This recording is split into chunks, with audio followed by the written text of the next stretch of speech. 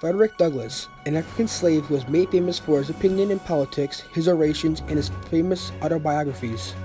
Because of his natural charm that many people found engaging, he was chosen to be the companion to Daniel Lloyd, who was the youngest son of the plantation owner. One day, Frederick was being shipped to live with a ship carpenter named Hugh Auld in Baltimore.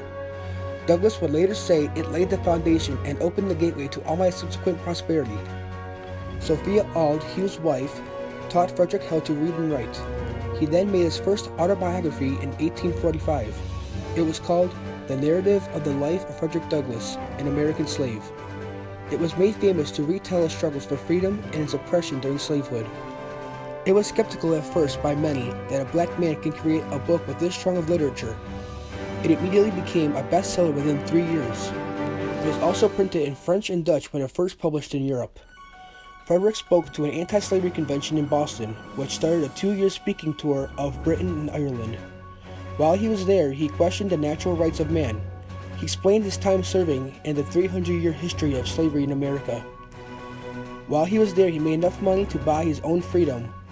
He later came out with a second autobiography called My Bondage and My Freedom. These books helped with the abolishment movement to help free slaves from servitude. He also helped with the women's rights as well. He was the first African American nominated to be the vice president after running with Equal Rights Party leader Victoria Woodhull. As a result, women get all the rights that a man does except for women's suffrage. He also helped supply men for the 54th Massachusetts Infantry, which was the first army platoon that African Americans could be incorporated into it. When entered into battle of Fort Wagner, they were forced into hand-to-hand combat with the Confederates. The result was the Confederates driving them out, but this proved that black troops played a crucial role in combat if only given the right to. Frederick Douglass, who was the most influential and important African-American figure during the 19th century, was appointed to be the U.S. Marshal of the District of Columbia by Rutherford B. Hayes. This was the first African-American confirmed into the Senate. Frederick lived and worked in Rochester, New York for most of his public career. Douglass delivers a speech at the Haitian Pavilion at the World's Fair.